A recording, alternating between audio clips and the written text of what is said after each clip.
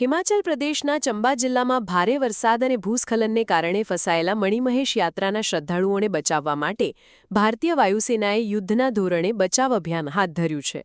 વાયુસેનાના શક્તિશાળી Chinook helicopter દ્વારા ભરમોર ખાતે અટવાયેલા સેંકડો યાત્રાળુઓને સુરક્ષિત રીતે ચંબાના કરિયાન હેલિપેડ પર પહોંચાડવામાં આવી રહ્યા છે. ગુરુવારથી શરૂ થયેલી આ રાહત કામગીરી શુક્રવારે પણ યથાવત રહી હતી, જેમાં હવામાન સુધરતા બચાવ કાર્યને વધુ વેગ મળ્યો હતો.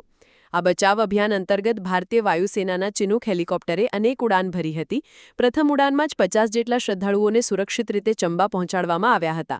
શુક્રવાર સુધીમાં કુલ 12 ઉડાન દ્વારા 500થી વધુ યાત્રાળુઓને હવાઈ માર્ગે સુરક્ષિત સ્થળે ખસેડવામાં આવ્યા હતા.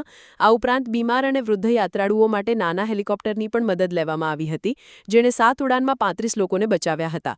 હિમાચલ પ્રદેશના રાજસ્વ મંત્રી જગતસિંહ નેગી પોતે સ્થળ પર હાજર રહીને સમગ્ર બચાવ કામગીરીનું નિરીક્ષણ કરી રહ્યા છે. હિમાચલ પ્રદેશ સરકાર દ્વારા ફસાયેલા તમામ યાત્રાળુઓને સુરક્ષિત રીતે બહાર કાઢવાની ખાતરી આપવામાં આવી છે. માર્ગોને થયેલા નુકસાનને કારણે જે યાત્રાળુઓ પગપાળા પરત ફરી રહ્યા છે તેમને સુરક્ષા માટે પણ પર્યાપ્ત વ્યવસ્થા કરવામાં આવી છે. રાજ્ય સરકારે યાત્રાળુઓ માટે નિઃશુલ્ક ભોજન, પાણી અને પરિવહન જેવી સુવિધાઓ પણ ઉપલબ્ધ કરાવી છે. આ બચાવ કામગીરીમાં ભારતીય વાયુસેનાની ભૂમિકા માનવતાની સેવાનું ઉત્તમ ઉદાહરણ બની રહી છે.